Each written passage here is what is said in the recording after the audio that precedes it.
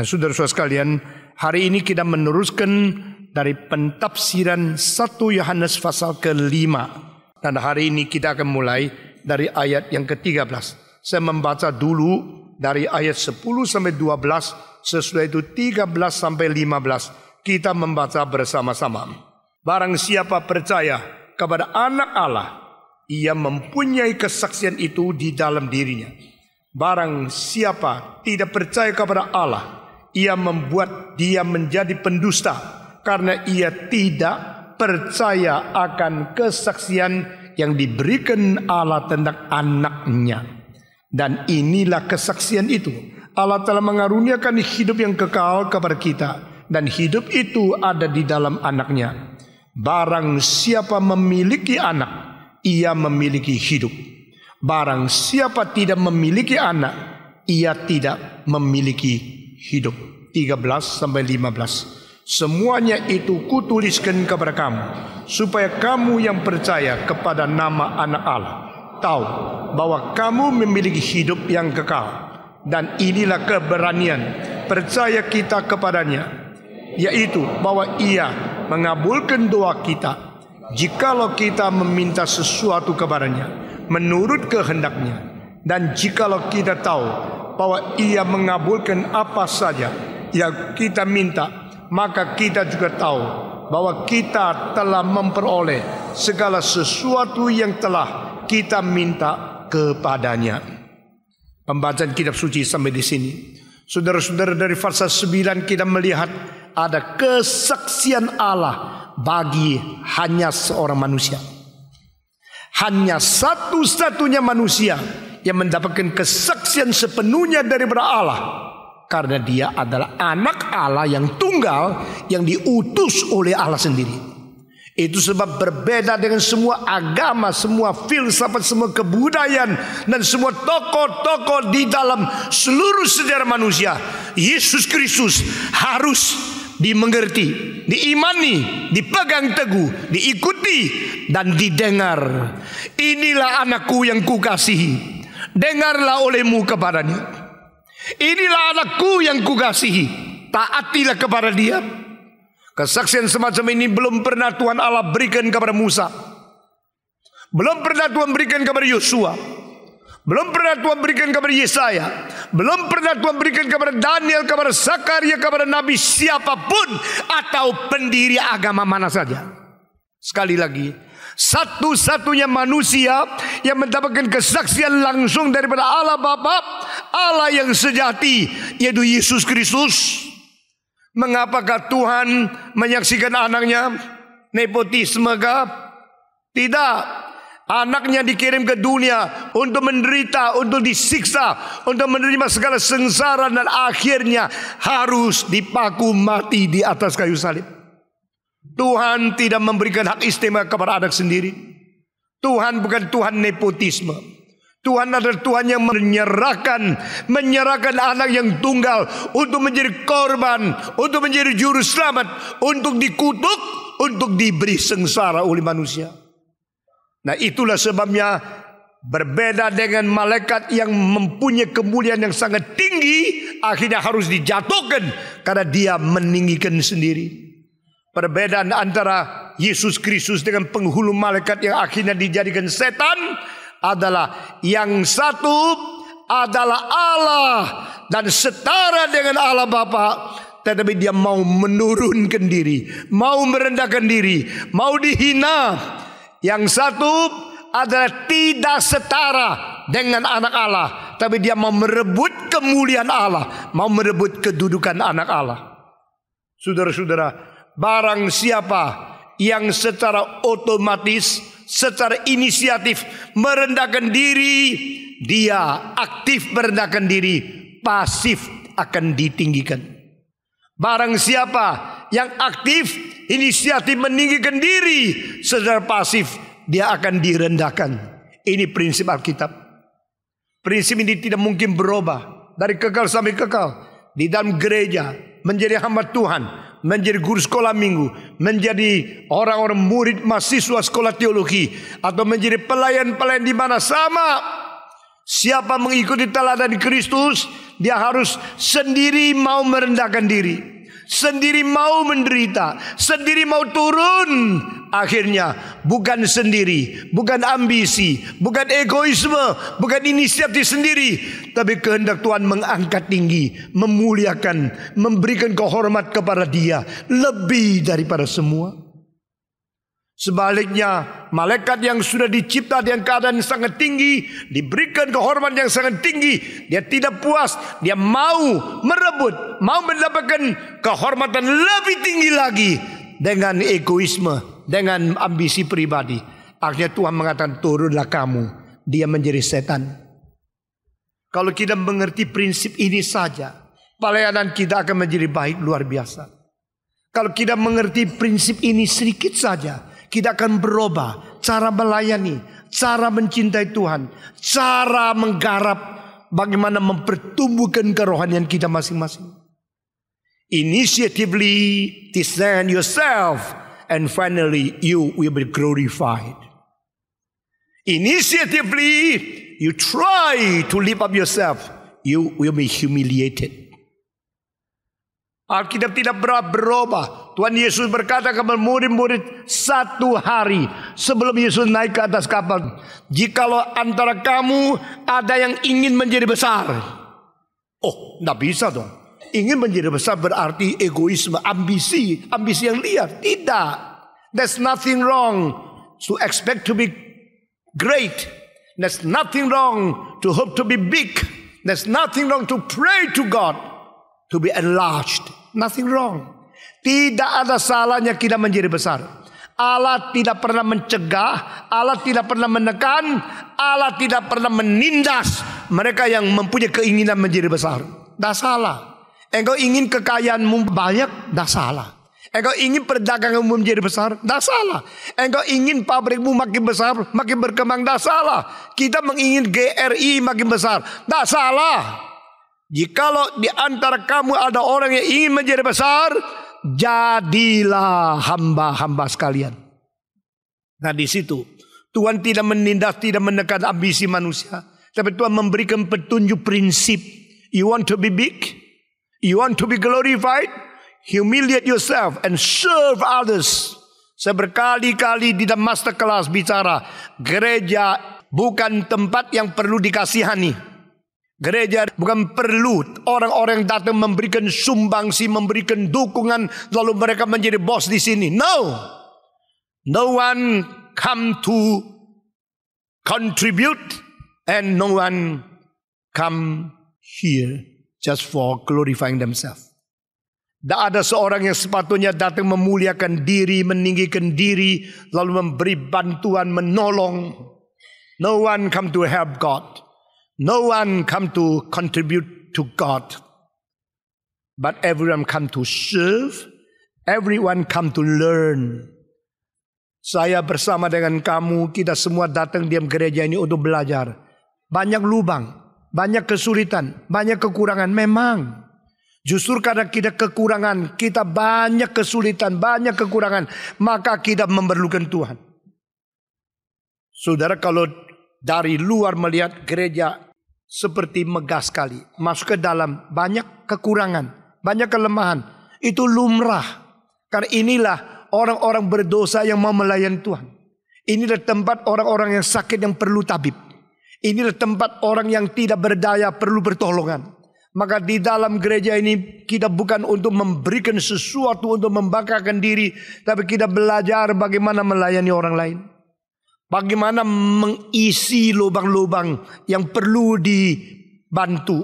Tetapi bukan bersikap aku membantu kamu, aku menolong kamu, aku memberikan sesuatu kepada kamu. Tidak. Aku mau belajar bagaimana menolong, belajar bagaimana melayani. You come to serve, you come to learn. Saya melalui mendirikan gereja ini, saya belajar banyak. Dan saya harap saudara kita semua datang belajar. Kita datang melayani sebagai hamba. Tuhan Yesus berkata kepada murid-muridnya, jikalau di antara kamu ada orang yang ingin menjadi besar, biar engkau menjadi budak, menjadi pelayan bagi orang lain. Malam itu juga Yesus Kristus mencuci kaki-kaki murid-muridnya. Saudara-saudara, zaman dulu kaki lebih bau dari sekarang. Karena sekarang sudah mempunyai hidup yang lebih mewah, mempunyai kebiasaan mandi 1 hari berapa kali, mempunyai kebiasaan mempunyai perfume. Tapi waktu itu mereka jalan kaki dengan keadaan jalan yang bukan aspal, kotor sekali, banyak tanahnya, banyak lempungnya. Dan mereka biasanya pakai sepatu yang tidak tertutup, pakai sepatu seperti sandal. Sehingga pasti kotor dan bau sekali. Bayangkan tangan Sang Pencipta langit, tangan yang menguasai seluruh dunia, sekarang masuk ke dalam air kotor, lalu mencuci kaki daripada murid-muridnya. Termasuk kaki-kaki dari Yudas. Itu namanya pelayanan. Yesus melayani, Yesus merendahkan diri, Yesus jongkok di bawah. Murid-murid mungkin duduk di kursi. Yesus jongkok untuk mencelupkan kaki-kaki yang kotor dan dicuci dengan tangan Yesus yang menciptakan langit dan bumi. Itu namanya pelayanan. Yesus sebagai guru semacam ini, dia berhak mengatakan, jikalau engkau ingin menjadi besar, maka engkau layanilah saudaramu. Engkau layanilah sesamamu. Jadilah budak sesamamu. Saudara-saudara sekalian, Yesus Kristus sendiri menjadi budak. Yesus sendiri menjadi manusia. Yesus sebenarnya adalah raja. Yesus adalah anak Allah. Tapi dia sekaligus menjadi manusia. Dia sekaligus menjadi budak. Maka Injil Matius, Markus, Lukas, Yohanes. Matius Yesus raja. Markus Yesus manusia. Lukas Yesus adalah budak. Dan Yohanes Yesus adalah Allah. Keempat Injil melihat dari 4 segi seluruh kesempurnaan dari sifat Yesus Kristus sebagai juru selamat dan pengantara di tengah-tengah Tuhan Allah dan manusia. Dan dia yang menjadi manusia, dia berkata anak manusia datang bukan untuk dilayani, tetapi untuk melayani, bahkan menjadi tebusan bagi orang banyak melalui menyerahkan nyawanya. Saudara-saudara, nah ini perbedaan antara Kristus dengan iblis. Kristus adalah anak Allah yang memang dari permulaan setara dengan Allah. Tapi dia turun, rela merendahkan diri. Akhirnya diberikan nama di atas segala nama. Nama di atas segala penguasa. Nama di atas segala pemerintah. Sedangkan malaikat, penghulu malaikat yang disebut Lucifer, dia tidak setara dengan Allah. Karena Allah pencipta, dia yang dicipta. Tapi dia mengatakan, aku ingin sama dengan dia. Aku ingin berada di segala sesuatu. Lalu Tuhan mengatakan, nyala engkau. Dan dia diturunkan. Dan dia menjadi setan. Istilah setan di dalam bahasa Ibrani berarti penantang, perintang, pahlawan. Dia merintangi kehendak Allah. Dia melawan kehendak Allah. Maka dia diusir daripada hadirat Tuhan. Dan dia menjadi yang menguasai di tengah-tengah angkasa. Saudara-saudara sekalian. Maka Allah sangat senang menyaksikan Yesus Kristus. Allah sangat menghormati orang yang melayani seperti Yesus Kristus. Dan Yesus membocorkan rahasia ini di dalam Yohanes pasal 12. Jikalau ada orang melayani Bapakku, Bapakku pasti menghormati dia. Saya pertama kali membaca itu saya kaget luar biasa. Allah masih menghormati orangkah? Yang maha tinggi perlu menghormati manusia. Kalau seorang profesor memberikan hormat kepada seorang anak kindergarten, engkau rasanya cocok. Tapi saudara-saudara, Allah memberikan hormat kepada manusia yang dicipta itu cocok tidak? Sama sekali tidak cocok. Satu kali seorang profesor masuk ke dalam satu kelas di Jerman. Saudara-saudara, waktu dia masuk, biasanya guru mengatakan berdiri, memberi hormat. Lalu semua murid SD itu berdiri dan memberikan hormat kepada gurunya. Tetapi kali ini profesor itu datang sebelum dia mendengarkan guru memerintahkan anak berdiri memberi hormat, dia sendiri menghormati anak itu lebih dulu. Waduh, guru SD itu merasa sangat-sangat tidak cocok. Lalu dia mengatakan, Pak, tunggu sebentar, biar mereka menghormati engkau, seorang profesor besar. Dia bilang, tidak, saya seorang profesor, tapi saya tahu di antara anak-anak ini ada yang akan dibangkitkan Tuhan besok lebih besar dari saya. Maka saya memberi hormat terlebih dahulu kepada mereka. Orang tidak ngerti apa yang dia katakan. Tapi profesor itu ada seorang cinta Tuhan. Dan dia terus mendoakan ada generasi muda yang akan dibangkitkan Tuhan menjadi orang besar. Akhirnya sungguh-sungguh terjadi. Di antara kelas itu ada seorang SD berpuluh-puluh tahun kemudian menjadi orang yang menggempakan seluruh dunia. Namanya Dr. Martin Luther. Saudara-saudara, di dalam Alkitab cuma satu kali Yesus berkata, Bapakku menghormati mereka yang melayani dia. Saya dulu tidak ngerti, ada apa Allah Bapa menghormati manusia? Ada apa Allah harus menghormati manusia yang begitu remeh, yang begitu hina, yang begitu najis, yang berdosa, yang memerlukan keselamatan dan penebusan dari Tuhan. Tapi ini memang wahyu, ini memang fakta. Tuhan Yesus berkata, if someone serve my Father, he will surely be honored by my Father. Saudara-saudara, jangan menghina pelayanan. Pelayanan-pelayanan kalau di luar tidak ada harga apa-apa. Pelayanan-pelayanan di dalam gereja, di dalam kerajaan Tuhan Allah, diingat oleh Tuhan. Saudara-saudara, saya percaya di sini banyak bos. Dan bos-bos, kalau di depan manusia, di luar masyarakat, mereka bos yang sangat mulia. Sudah sampai di pada kaki Tuhan, mereka bos menjadi gembos. Saudara-saudara, kita di hadapan Tuhan siapa? Kita di hadapan Tuhan apa? Ada seorang bos besar, sama minggu masuk ke dalam satu kamar yang kecil, hitung-hitung uang yang 100 rupiah, 500 rupiah, yang lecek, yang bau, yang tua. Dan di dalam company-nya, dia tidak mau hitung uang, tidak mau mengetahui, cuma mau tahu untung berapa, kasih tahu laporan. Dia tidak perlu hitung satu-satu uang. Kalau dia hitung itu yang ratusan ribu. Tetapi sampai di gereja, dia hitung uang 100-an, uang kertas 100, yang lecek-lecek itu dihitung oleh dia beserta dengan orang-orang lain. Karena dia mengerti, when you come to God, when you live before God, you only come with the humility and with the spirit of a servant. Melayani. Dan orang seperti inilah yang Tuhan mau. Tuhan mau kita menjadi orang yang berjiwa melayani. Berjiwa merendahkan diri seperti anaknya yang tunggal. Dan Yesus Kristus adalah satu-satunya manusia yang diberikan kesaksian oleh Allah Bapa seperti ini. Inilah anakku yang ku kasihi. Dengarlah dia. Taatlah kepadanya. Mengapa Tuhan Allah mengasihi anak Yesus Kristus di dunia ini? Mengapa Tuhan mengasihi anaknya Yesus Kristus seperti ini? Karena anaknya menjadi contoh pelayanan. Anaknya menjadi sumber, menjadi dorongan, menjadi lokomotif daripada seluruh orang yang melayani Tuhan sepanjang sejarah. Saudara-saudara, dan pelayanan ini adalah pelayanan yang menciptakan nilai yang tidak ternilai. To create value. Apakah yang diciptakan oleh Yesus Kristus? Akibatnya adalah semua orang diberikan hidup kekal melalui pelayanannya.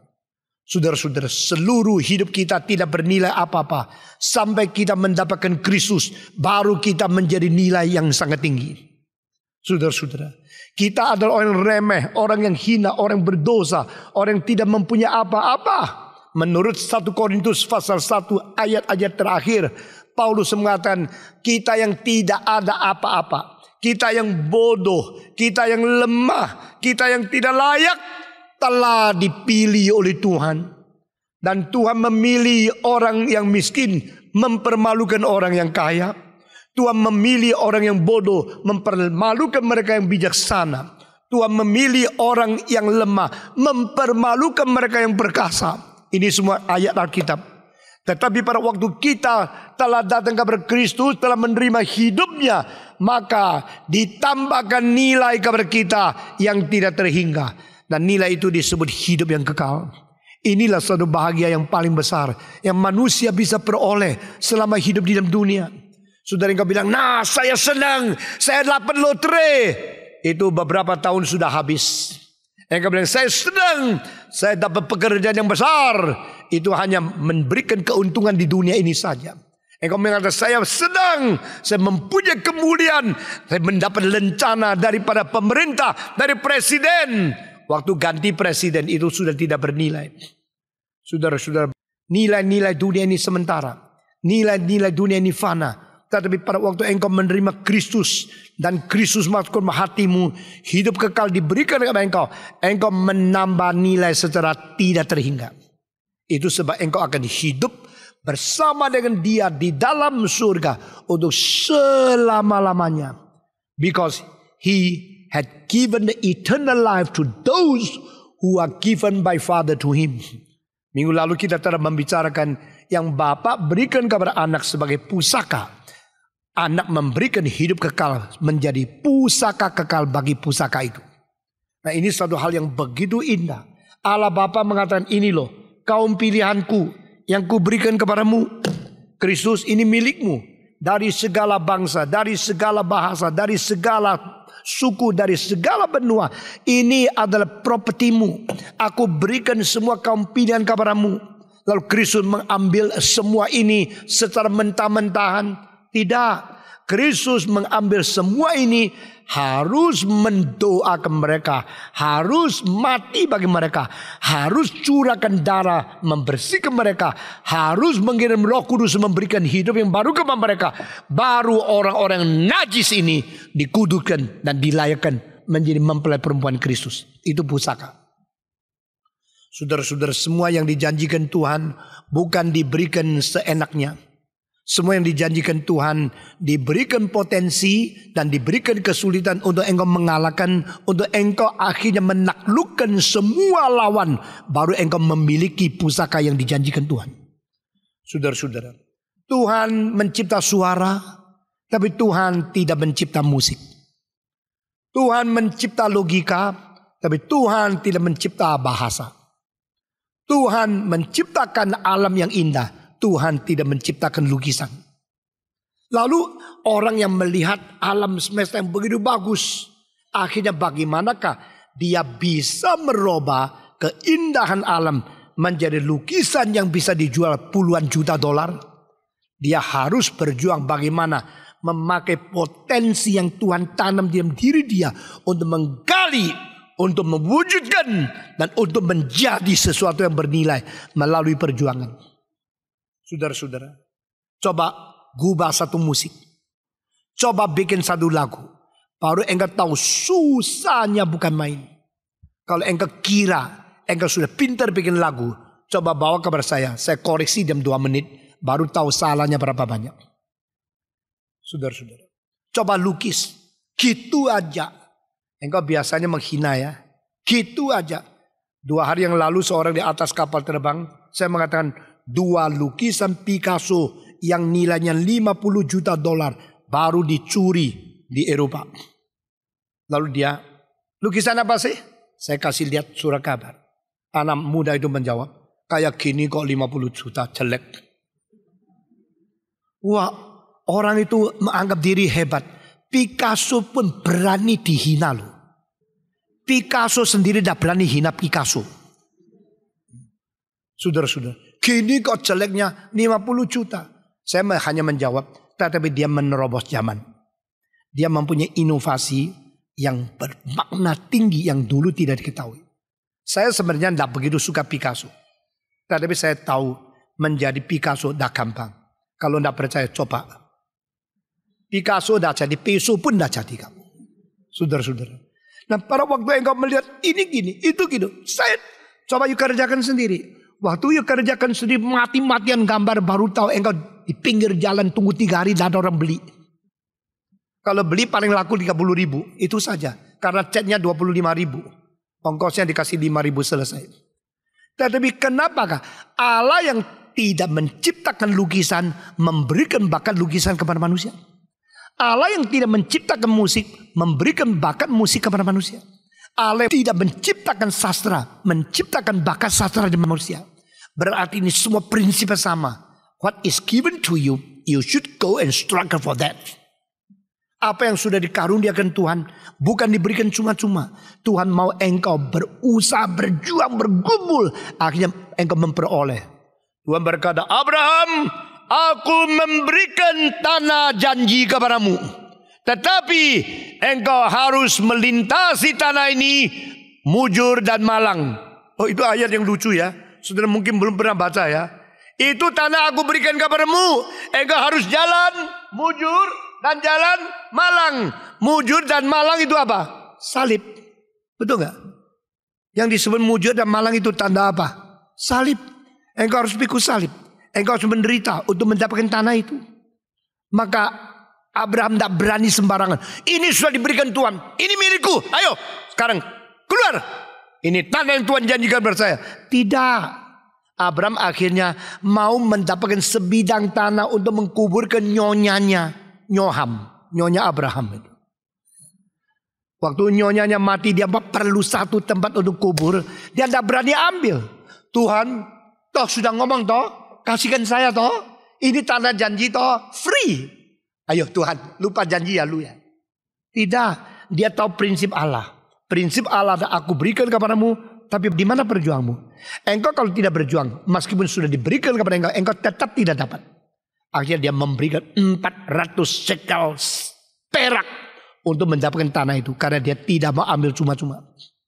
Saudara-saudara, Yosua, bawalah Bani Israel masuk ke dalam tanah Kanaan. Karena itu tanah janjiku. Oke Tuhan, lu mau kasih saya rumah, bersihin dulu dong. Rumah itu kalau ada orang liar yang ilegal, usir dulu dong. Lalu suruh arsitek datang bikin bersih, kasih sofa yang baru gua masuk. Masa kasihkan saya rumah dalamnya ada perampok? Masa kasih saya satu rumah katanya hadiah, dalamnya ada pengemis 20 dan karu-karuan punya senjata besar-besar. Di mana Tuhan bilang aku memberikan, tapi yang perang sama dia. Nah ini cara Tuhan. Ini semua tercatat di Alkitab. Mari kita menggali. Dan waktu anak Allah Yesus Kristus datang ke dunia, tidak terkecuali dia sama, dia dianggap rata seperti orang lain. Dia akan mendapatkan pusaka, dan pusaka itu diberikan dari segala bangsa, dan pusaka itu semua orang berdosa yang perlu dibersihkan oleh Yesus yang harus mati bagi mereka. Maka Yosua berperang terus di tanah Kanaan, berperang sampai sudah tua capek. Satu hari dia mau minta surat pensiun dari pemerintah. Dia mau pergi ke satu villa untuk diam-diam di situ lewati masa tuanya. Saudara-saudara. Lalu Tuhan mengatakan, Yosua, mau villa? Lagi pikir. Mau pensiun? Iya Pak, sudah tua Pak. Jadi mau surat legal? Sekarang dengar perintah. Kamu sudah tua. Masih banyak tanah yang belum dimenangkan. Perang lagi. Tuhan itu kejam loh. Maaf ya, kalimat ini tidak bagus. Tapi sebenarnya begitu loh. Tuhan itu sangat kejam. Tuhan itu sangat ketat. Tuhan itu sangat tidak manusiawi. Kalau menurut pikiran orang berdosa. Kenapa sih? Yosua sudah tua sekali. Dan Alkitab wahyu Tuhan. Pada waktu dia masa tua sekali. Tuhan berkata, kamu sudah tua. Tuhan itu jujur loh. Kalau orang biasa mengatakan, kamu masih sama loh. Masih seperti anak muda. Tidak berubah banyak. It is very nice to hear, but that's not true. Saudara-saudara, orang kalau lihat, aduh awen muda ya, seneng ya. Minum es krim hatimu. Enggak. Mulai kisut. Sudah. Ngaku saja. Tuhan tidak mengatakan, Abraham, kelihatan masih muda lu ya. Tuhan bilang, lu sudah tua. Tokongnya. Tuhan itu sangat tegas. Engkau, Yosua, sudah makin tua. Sangat tua. Tapi masih banyak tanah yang belum diperoleh. Berarti apa? Engkau perangnya kurang rajin. Aku memberikan kepadamu. Engkau harus merebut. Aku memberikan tanah. Engkau harus mengusir. Engkau tidak bisa duduk tunggu semua sudah jadi. Maka saya minta saudara jangan sediakan semua jadi lalu serahkan anakmu untuk menikmati. Itu kamu memanja anak pasti merusakkan mereka. Saudara-saudara, Bill Gates yang paling kaya di dunia bilang sama anak-anaknya, jangan kira engkau dapat warisan sedikit pun dari saya. Tidak ada. Kamu harus berjuang dan aku membawa engkau pergi kemana-mana melihat bapamu bagaimana berjuang. Lalu yang turun kepadamu itu semangat perjuangan, bukan harta. Harta akan saya berikan kepada banyak orang yang lebih perlu daripada kamu. Saudara-saudara, ini semua prinsip yang penting sekali. Orang yang pendidikan dan pikiran yang rendah selalu pikir kalau diberi itu bahagia. Kalau ada itu kaya. Kalau boleh tidak usah pernah mendapatkan itu nikmat. That's wrong. Maka engkau yang dilahirkan di dalam keluarga orang kaya, engkau lebih cilaka dari orang biasa. Karena engkau sudah direbut hakmu untuk berjuang. Engkau direbut hakmu untuk bergumul. Sehingga engkau hidup terlalu enak. Sisa hidupmu selalu rasa kurang enak. Engkau tidak puas. Tuhan tidak menciptakan musik. Tuhan memberikan bakat musik kepada manusia untuk mati-matian bikin sampai musik jadi. Tetapi kalau engkau mati-matian bikin musik yang bernilai, setelah engkau mati musikmu tidak mati. Itu namanya nilai yang tambah. Saudara-saudara, Beethoven sudah mati 100 tahun lebih. Dia mati pada tahun 1827. Tapi selama 180 tahun ini tidak ada orang berani mengkoreksi satu not dari Beethoven. Karena dia mati-matian di dalam keadaan tuli kerja berat untuk menyelesaikan komposisi-komposisi yang tidak terlawan itu. Saudara-saudara, dia catatan harian. Dia mengatakan saya bukan manusia. Saya hanya seekor ulat. Saya banyak siksa, banyak susah. Dia bergumul karena seorang musikus perlu telinga yang tajam. Tetapi semenjak umur kira-kira 40-an, makin lama makin berat. Akhirnya sama sekali tidak bisa dengar. Maka dia menabuh piano itu tak dengar. Dia mesti nabuh keras sekali, baru dengar sedikit suara. Lalu dia nabuh keras sekali. Apartemen sebelahnya ngamuk. Lalu dia main-main sampai tangannya panas. Dia pakai ember di pinggir piano. Tangannya celup air supaya dingin, main lagi. Supaya bisa mendapatkan nada terbaik untuk ditulis menjadi musik yang agung. Waktu dia celup air itu, karena sifatnya terlalu tergesa-gesa. Dan dia seorang yang seperti bukan tahu apa itu bersih, apa itu teratur. Pokoknya ngawur, pokoknya dia mau musik saja. Nah air itu terus embelnya bluber, air itu jatuh tetes ke apartemen bawah. Apartemen bawah marah lagi. Apartemen sebelah marah, apartemen pinggir marah, apartemen bawah marah. Lalu mereka dengar ini encek gendeng. Terus main piano. Terus pukul-pukul. Mereka ketuk pintu. Dan dia dengar. Dia main lagi karena dia tidak dengar. Memang tuli kok. Orang itu tong. Dia tidak dengar. Akhirnya waktu mereka lebih keras lagi. Dia dengar sendiri tong. Lalu dia masukkan 5 tong ke dalam violin concerto. Siapa tahu Beethoven violin concerto? Coba angkat tangan. Hah? Nah ini cuma 2 orang ini. Tam dim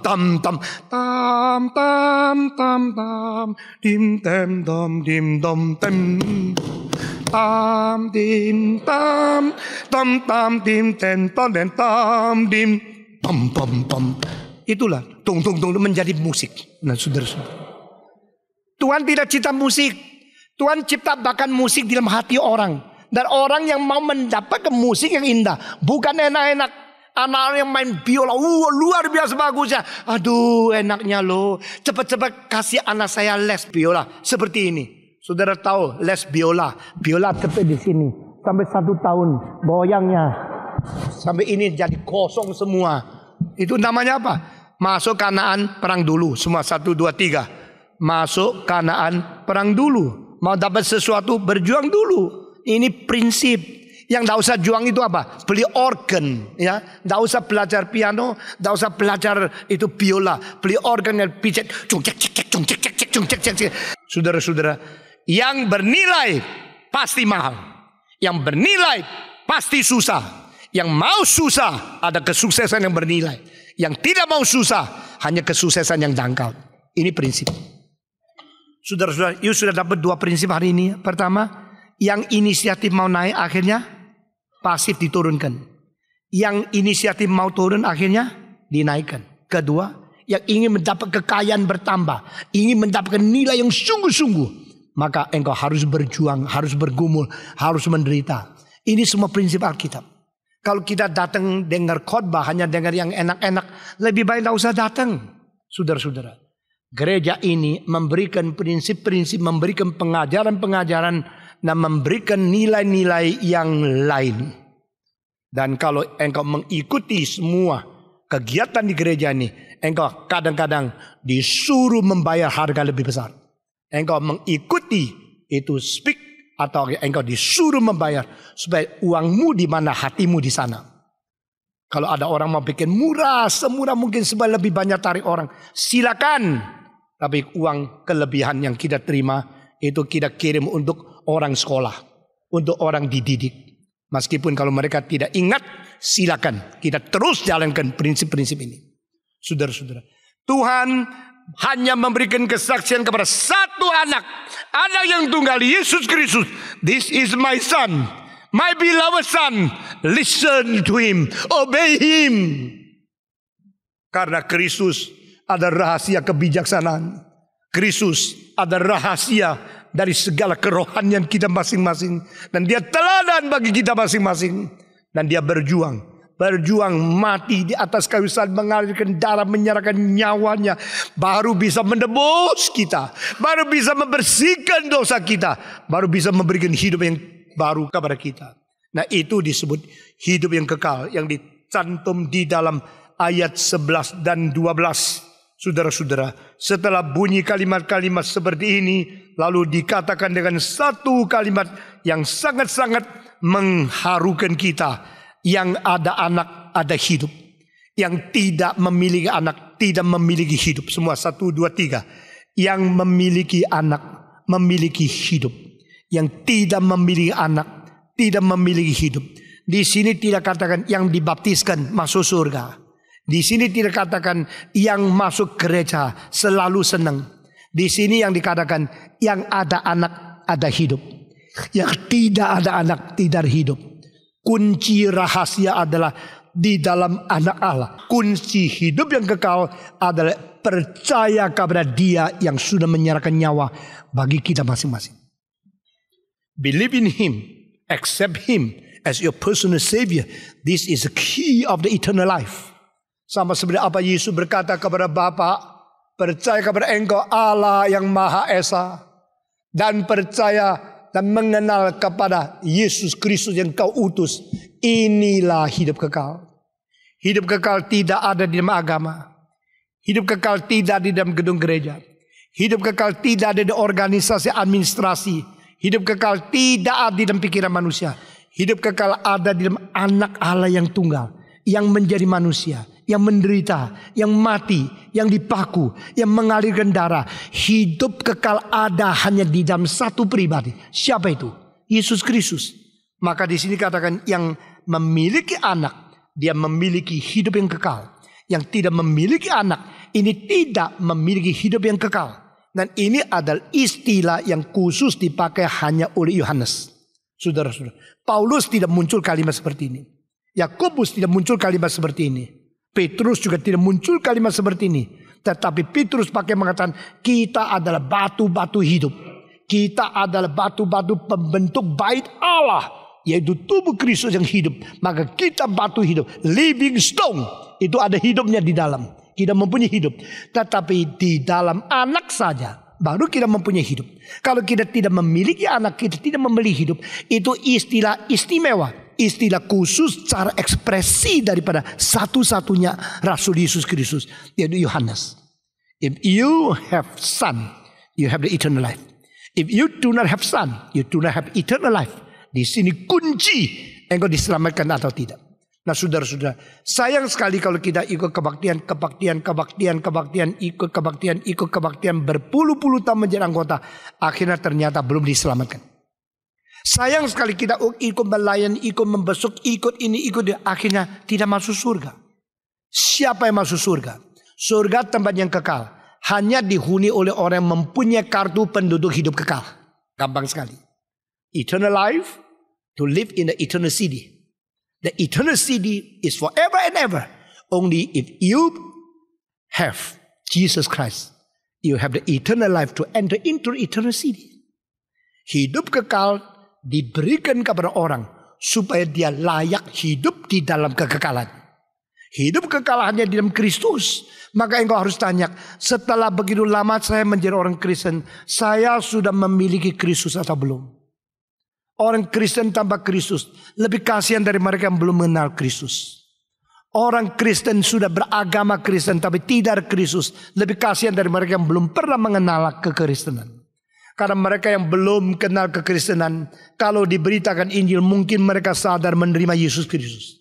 Tapi orang yang sudah di dalam tidak sadar, hanya senangnya di sini cari kawan, cari pacar, cari partner perdagangan, cari opportunity, tapi tidak tahu apa sebabnya kita datang kepada Tuhan. Engkau tidak memiliki Kristus, engkau lebih kasihan dari orang di luar. Saudara-saudara, mari kita koreksi, mari kita introspeksi, mari kita sendiri tanya diri, sudahkah saya memiliki anak Allah? Sudahkah saya memiliki hidup kekal dari Yesus Kristus? Sesudah itu, maka kita masuk ke ayat ke-13. Di sini dikatakan, aku tulis semua ini kepada kamu, supaya kamu tahu kamu memiliki hidup. Ini ayatnya. This I write to you in order to let you know that you possess the eternal life. Berarti apa? Orang penerima surat itu, sebelum menerima surat, mereka tidak tahu kalau mereka sudah ada hidup kekal. Mereka kira mereka belum diselamatkan. Mereka kira mereka mencari-cari. Di dalam dunia ini ada 3 macam fenomena agama. Semacam yaitu mati-matian beragama. Mati-matian berbuat baik, mengharapkan boleh diselamatkan. Kedua, semacam yang menganggap anugerah cukup, tak usah berusaha apa-apa, pokoknya saya diselamatkan. Semacam lagi mengetahui anak Allah yang mati bagiku dan saya beriman kepada dia, sungguh-sungguh mendapatkan hidup yang kekal dan hidup sesuai dengan hidup kekal yang diberikan kepada kita. 3 macam ini, sekali lagi, yang mati-matian berbuat baik dan harap bisa diselamatkan, tapi tidak percaya Yesus Kristus. Kedua, yang kira sudah percaya Yesus dan sudah menerima anugerah, tapi tidak pernah sungguh-sungguh bertobat dan dia kira dia sudah diselamatkan.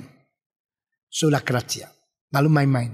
Ketiga, yang percaya Yesus Kristus dan tahu Kristus mati bagi dia, maka dia sungguh-sungguh menerima Kristus, mendapatkan hidup kekal dan hidup sungguh-sungguh mau sesuai dengan anugerah Tuhan. Yang mana paling baik? Keberapa yang paling baik? Yang mana paling jelek? Yang 2 paling jelek.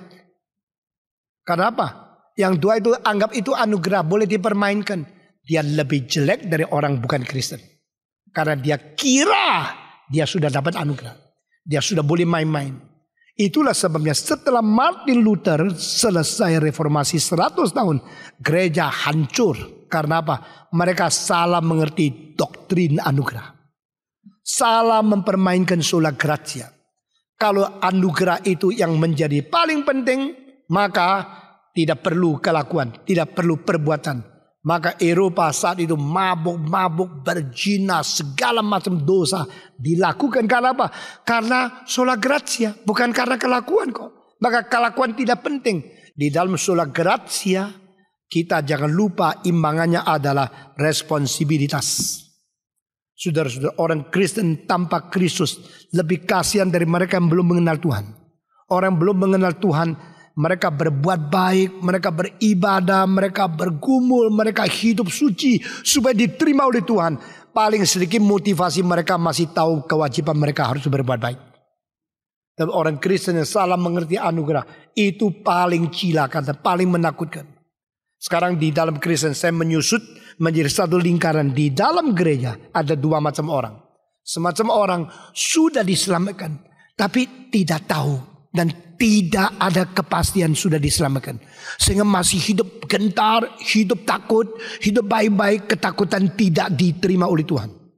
Ada semacam lagi sudah diselamatkan dan tahu dia sudah diselamatkan dan dia menikmati akan sukacita yang baik.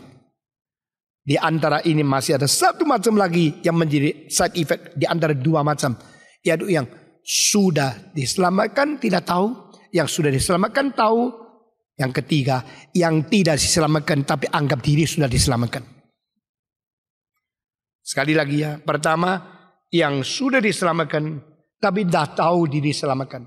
Yang kedua yang sudah diselamatkan dan tahu sudah diselamatkan. Baliknya ada semacam lagi yang belum diselamatkan tapi menganggap diri sudah diselamatkan. Yang mana paling baik? Yang mana paling baik? Yang mana paling jelek? Yang ketiga, yang mana paling kasihan? Yang satu. Inilah ayat ini untuk orang yang kasihan. Mari kita membaca bersama-sama. 1 Yohanes pasal 5 ayat 13. Semua 1, 2, 3. Semuanya itu kutuliskan kepada kamu, supaya kamu yang percaya kepada nama anak Allah tahu bahwa kamu memiliki hidup yang kekal.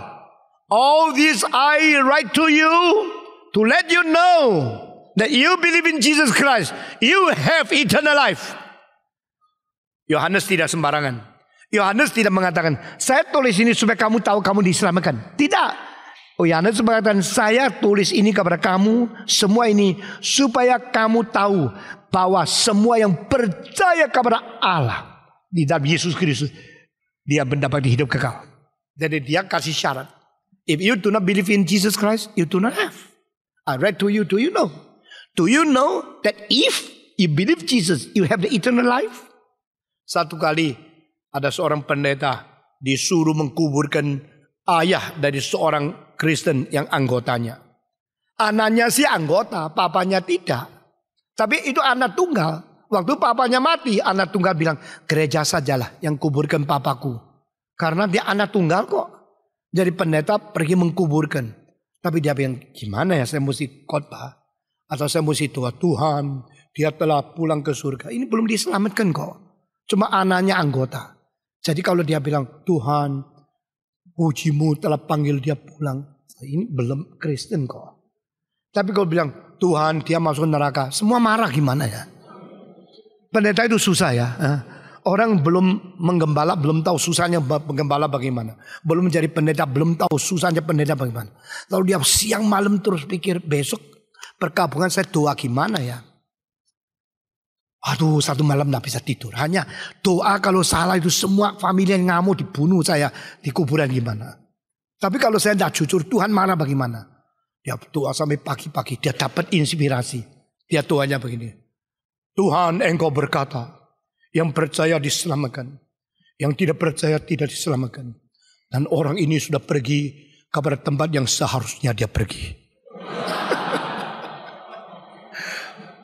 Pintar juga dia doanya. Jadi leave a blank, let you think you first. You sendiri pikir, dia selamat atau tidak. Yang percaya diselamatkan, yang tidak percaya tidak diselamatkan. Dan orang ini Tuhan yang mengetahui sekarang dia di mana. Dia sudah pergi ke tempat di mana dia harus pergi. Nah di sini Yohanes mengatakan, aku tulis semua ini kepada kamu supaya kamu tahu yang percaya kepada anak Allah mendapatkan hidup yang kekal. Itu berarti apa? Kamu berhak mengetahui. Kalau kamu sudah percaya, jangan menerima cek kosong yang tidak tahu jaminan bagaimana. Kalau engkau sudah percaya, engkau terima tanda tangan daripada yang menulis cek dan betul-betul bukti dia masih ada uang. Tuhan tidak membuat kita siang malam khawatir tidak tahu apa yang terjadi. Tuhan mau memberikan ketenangan, kestabilan, kesejahteraan kepada orang yang sungguh-sungguh percaya kepada Dia. I tell all this to you to let you know, if you believe in Jesus Christ, you have present tense. Sekarang engkau ada hidup yang kekal. Saudara-saudara, orang yang mempunyai hidup kekal tapi tidak sadar, itu kasihan sekali. Di Yesaya ada satu ayat mengatakan, mereka yang berjalan di dalam kegelapan, biarkan mereka melihat bahwa aku ada dan aku menyertai mereka. Berarti apa? Tuhan tidak mau kita tanpa pegangan lalu tergantung-gantung seperti orang lain. Agama lain mereka mengatakan mudah-mudahan mendapatkan tempat baik di sisi Tuhan. Mudah-mudahan tidak terlalu mudah, saudara-saudara. Karena di situ satu syarat yang mereka tidak jelas. Terima Yesus Kristus atau tidak. Hanya diam Kristus ada hidup yang kekal. Orang tidak memilih anak, tidak ada hidup kekal. Orang memilih anak, memiliki hidup yang kekal. Ini prinsip dan ini dalil. Ini hukuman. Ini hukum yang diberikan oleh Tuhan. Jika engkau percaya kepada Dia, sudah ada hidup kekal kepadamu. Waktu saya kecil, saya dengar sekolah minggu, guru cerita satu cerita. Ada seorang kakak dan seorang adik. Kakak itu terus menggertak adik. Kakak itu terus menindas, menekan adik. Sehingga adik itu takut sekali sama kakaknya. Dan makin takut, kakak makin berani. Makin berani, adik makin takut. Makin takut, kakak makin keras sama dia. Dan itu papanya mempunyai bebek yang banyak. Jadi kakak adik setiap hari usir bebek. Pergi ke sungai, makan-makan pulang. Jalan-jalan supaya bebek itu semua gerak badan. Bebek itu semua makan-makan lalu pulang. Satu hari adik itu lari terlalu cepat. Jatuh. Tindas di atas satu bebek. Bebeknya mati satu. Setelah bebeknya mati satu.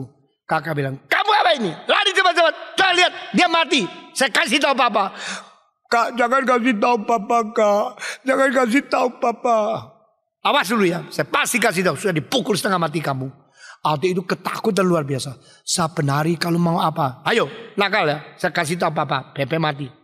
Lupa lu, bebek. Itu bebek menjadi hantu. Kalau dia sudah nakal. Ayo bebek. Dia kena hantu lagi. Ayo bebek. Kena hantu. Sudah sampai 1 bulan adik ini tidak bisa tahan lagi. Tekanan jiwa makin lama makin berat makin. Satu hari dia mengatakan waktu kakak tidak ada. Pak, saya mau bicara. Bicara apa? Tapi tidak berani. Kenapa tidak berani? Sebab mau bicara tapi tidak berani. Loh, tidak berani. Bicara dong. Bicara. Papa jangan marah ya. Loh, ngomong dulu dong. Nah, janji dulu dong. Jangan marah. Kalau papa janji tak marah baru saya ngomong. Oh, dia tangis. Papa lihat anak kecil ini kasihan sekali. Sudah, papa janji tak marah. Ngomong, kamu ngomong. Pak, aku takut. Tak mau ngomong. Papa bilang ngomong, tak usah takut. Saya pasti lemah. Aku takut, Pak, takut. Takut apa? Takut bebek, takut kakak. Takut papa. Papa bilang ngomong aja. Lagi gini. Kembali ya, itu. Pak, tapi jangan marah ya. Iya jangan marah. Tapi papa jangan marah loh. Jangan marah. Dia bilang saya lari terlalu cepat. Jatuh terpelanting ada batu besar. Begitu jatuh mendadak ada satu di antara bebek papa yang ketindas. Langsung mati pak. Bebek itu mati. Lalu bagaimana? Saya tidak berani kasih tahu. Tapi Koko tahu. Koko marah-marah. Lalu bagaimana? Mulai hari itu saya dihantui terus. Saya digertak. Saya dimarahin. Saya dimarah-marahin. Ditekan-tekan. Bebek. Pak, aku takut tidak berani lagi. Mulai hari ini jalan pelan-pelan. Sampai mati. Aku sungguh mati. Jadi tidak akan matikan bebek lagi. Papa bilang. Gini aja kok ribut. Kakakmu itu keterlaluan. Bebek satu mati. Bawa pulang dipotong masak untuk kamu makan japo. Gini kok takut. Sudah. Nanti bebek bertelur. Menjadi anak bebek lagi. Sudah. Kamu anakku yang kusayang. Dipeluk. Sudah dipeluk. Dilus-lus kepalanya. Papa ndak marah kok. Papa ampuni kamu. Dan bebek itu mati ya sudah. Nanti engkau ndak usah takut lagi. Mulai hari itu dia lain. Dia jalan-jalan bisa siulan. Jalan-jalan. Ya. Kakak kalau marah dia lihat gini aja. Papa bilang kurang ajar lu ya. Bebek. Awas lu ya. Nanti kasih tahu sama papa. Dia tetap sama. Sampai kakaknya buat. Akhirnya kakak boleh rasa. Ini kok lain ya. Sekarang berani sama saya. Sekarang dah takut-takut. Dulu saya gertak dia takut lari. Dia takut nangis. Sekarang kok siulan terus ya. Kenapa lu sekarang berani sama saya? Tahu tidak? Kamu pernah matiin bebek? Tahu tidak? Saya akan kasih tahu papa. Dia bilang, kasih tahu ya kasih tahu dong. Kalau berani kasih tahu. Lu berani betul ya? Saya kasih tahu papa. Papa pukul kamu. Baru tahu papamu hebat. Adik itu mengatakan, papa sudah tahu. Siapa kasih tahu? Saya. Lalu bagaimana? Sudah kasih tahu, saya dipeluk dilus-lus. diampuni bilang tidak apa-apa. Mulai hari itu senjata kakaknya tidak ada lagi. Mulai hari itu menakut-nakuti dia tidak mempan lagi. Mulai hari itu dia mempunyai satu jiwa yang lapang menghadap ayah meskipun dia pernah bersalah. Saudara-saudara, yang memiliki anak memiliki hidup yang kekal. Karena di dalam anak pengampunan Bapa sudah berlaku. Amin. Saudara tahu tidak berapa besar dosamu, Kristus sudah mati bagimu. Tapi ini tidak berarti memanja engkau untuk berbuat dosa terus-menerus. Melalui pengertian, melalui kesadaran demi mengampuni dosa kita, Kristus berapa besar penderitaan, berapa banyak darah yang dicurahkan, berapa banyak sengsara, berapa sengit peperangan dengan iblis.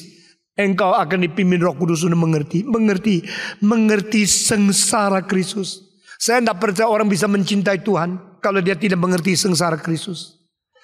Cinta kita terhadap Tuhan sangat tergantung berapa dalam kesadaran kita tentang penderitaan Kristus bagi kita.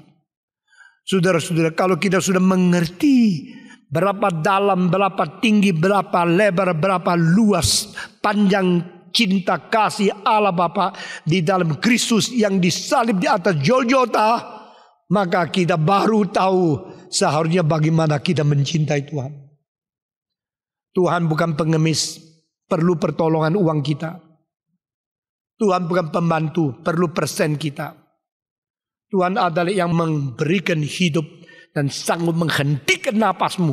Dia adalah sang pencipta langit dan bumi. Tapi dia rela mengirim anaknya mati di atas kayu salib, begitu sengsara, begitu menderita untuk menebus engkau dan saya. Hanya Roh Kudus yang akan membawa kita datang kepada Kristus. Hanya Kristus yang membawa kita kepada Bapa.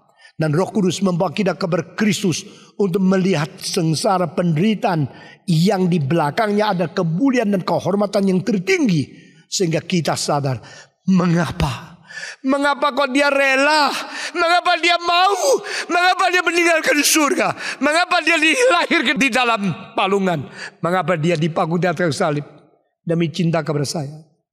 Lalu engkau mengatakan, aku menerima Kristus. Aku memiliki Kristus. Dan mulai hari ini saya akan menjadi orang sesuai dengan kesaksian dan tuntunan Allah Bapa. This is my beloved son. Obey him. Saudara-saudara, menerima anak bukan untuk melecehkan anak. Menerima anak untuk taat kepada anak. Memiliki Kristus untuk menjadi murid Kristus. Percaya kepada anak Allah supaya kita menjadi pengikut anak Allah. Pengikut apa? Pengikut teladannya. Saudara-saudara, melayani tidak ngomel, menderita tidak marah, di dalam segala kesulitan tidak bersungut-sungut, karena Yesus Kristus memberikan contoh pelayanan yang terbaik bagi kita.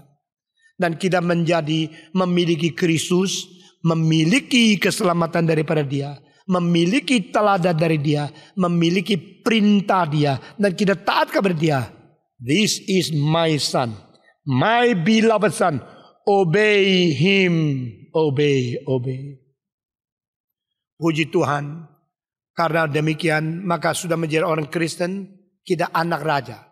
Orang mengatakan kita anak raja. Ini kalimat salah. Yesus tidak pernah menjadi ayah kita. Bapa ayah kita. Kita anak Allah. Dan Kristus raja gereja. Kristus bukan bapa gereja. Kristus bukan ayah orang Kristen. Kita bersama dengan Kristus menjadi anak Allah. Maka kita anak Allah, kita bukan anak Yesus. Maka istilah anak raja. Karena raja kaya, kita mesti kaya. Itu teologi kemakmuran tidak ada dalam Alkitab. Karena Kristus sengsara, kita ikut menderita, itu ada. Karena Kristus taat kepada Bapa, kita taat kepada Kristus, itu ada. Karena Kristus berani mati menjadi satu korban melayani orang lain, kita juga ikut teladannya, itu ada. Nah saudara-saudara, dengan demikian kita pikul salib, kita mengikut Kristus dan kita berjalan di dalam kehendaknya. Nah ini karena mau taat. Karena mau taat. Taat itu apa? Taat kepada kehendak. Nah saudara-saudara, taat kepada kehendak yang lebih besar dari kehendakku. Karena dia mempunyai kehendak universal. Saya mempunyai kehendak pribadi. Kehendak pribadi sinkron dengan kehendak universal. Itu menjadi satu kesatuan yang indah.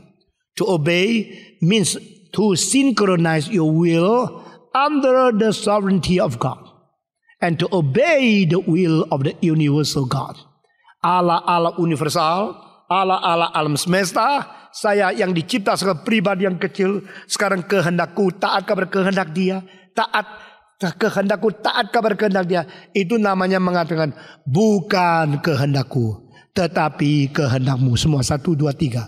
Bukan kehendakmu, tetapi kehendakmu yang terjadi. Sinkron semua di dalam doa Yesus dan apa yang Dia ajarkan kita, doa Bapa kami. Kerajaanmu datang, kehendakmu jadi, namamu dipermuliakan. Karena Engkau mempunyai kerajaan, kekuasaan dan kemuliaan sampai selama-lamanya. Amin. Yesus Kristus yang menjadi contoh. Dia mengatakan di Getsemane, bukan kehendakku, tapi kehendakmu yang jadi. Sama seperti Dia mengajarkan, Bapa kami yang berada di dalam surga, dipermuliakanlah namamu. Jadilah kehendakmu di dunia seperti surga.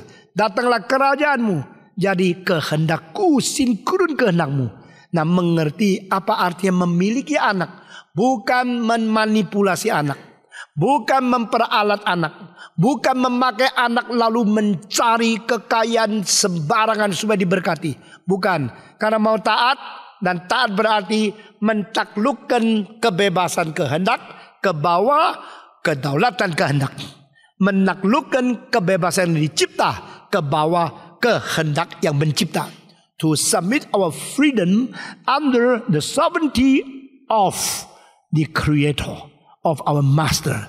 Itu namanya submission. Itu namanya obedience. Itu namanya dedication.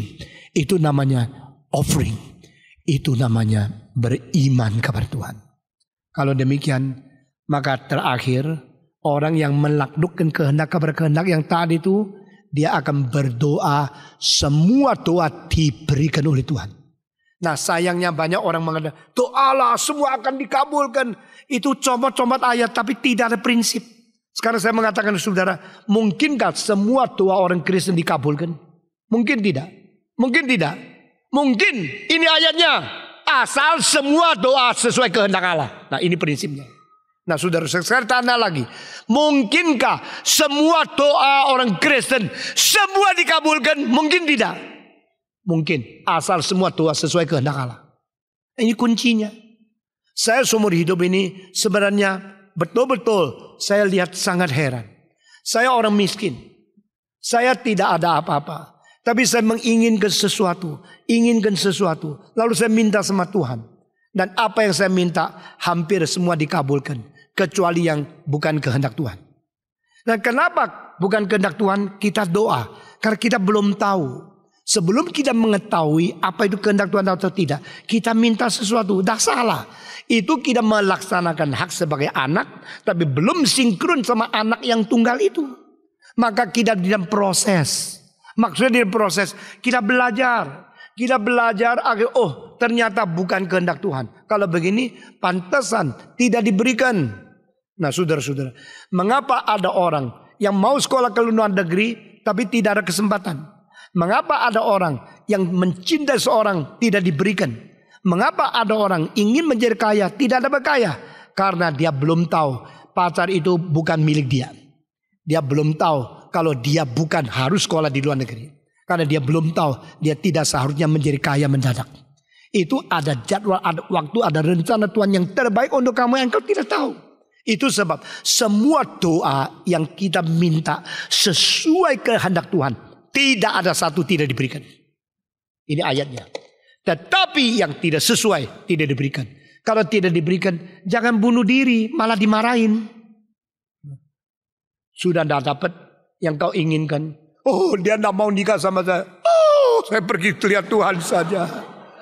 Lalu engkau membunuh diri. Sudah bunuh diri, Tuhan peluk kamu, aduh kasihan. Tuhan bilang, siapa suruh lu pulang? Belum waktunya kau pulang. Kurang ajar kamu. Malah dimarahin. Jadi sebelum bunuh diri, ya, mau bunuh diri, sebelum berani mati, tulis dulu makalah. Tulis kenapa saya pulang duluan. Ya. Nanti sampai di situ argu sama malaikat. Lalu dibuka pintu atau tidak. Saudara-saudara, mari kita membaca ayat ini. 1 Yohanes pasal ke-5. Ini ayat yang penting sekali ya. Nah, 14, 15 semua membaca. Dan inilah keberanian percaya kita kepadanya, yaitu bahwa ia mengabulkan doa kita. Jikalau kita meminta sesuatu kepadanya menurut kehendaknya. 15, semua. Dan jikalau kita tahu bahwa ia mengabulkan apa saja yang kita minta, maka kita juga tahu bahwa kita telah memperoleh segala sesuatu yang telah kita minta kepadanya. Ayat yang indah sekali. Everything you pray, everything you ask, no one will be rejected if your prayer is all in accordance with the will of God. Minggu depan kita meneruskan dengan pengertian apa artinya berdoa dan apa artinya doa di dalam kehendak Allah. Amin. Mari kita berdoa. Bapa di dalam surga, kami berterima kasih untuk pengajaran-pengajaran yang penting yang boleh kami ngerti, kami gali, kami mendapatkan pencerahan di dalam firman, di dalam kitab suci-Mu yang begitu indah. Kiranya Roh Kudus tetap berkata-kata kepada kami sesudah suara manusia berhenti. Engkau sendiri bersuara terus membentuk kami sampai kami masuk ke dalam surga. Kami sangat menyenangkan Tuhan. Ajarkan kami di bumi ini tidak membuang waktu. Ajarkan kami di dalam bumi ini mengerti dan mempersiapkan diri, sehingga pada waktu kami bertemu dengan Tuhan, kami bertemu di dalam sukacita yang luar biasa. Karena Tuhan juga mengatakan, ini anakku yang kukasihi, karena dia sudah taat kepada anakku yang tunggal. Dengar doa kami Tuhan, dalam nama Yesus Kristus, penebus dan juru selamat kami yang hidup. Kami sudah berdoa. Amin.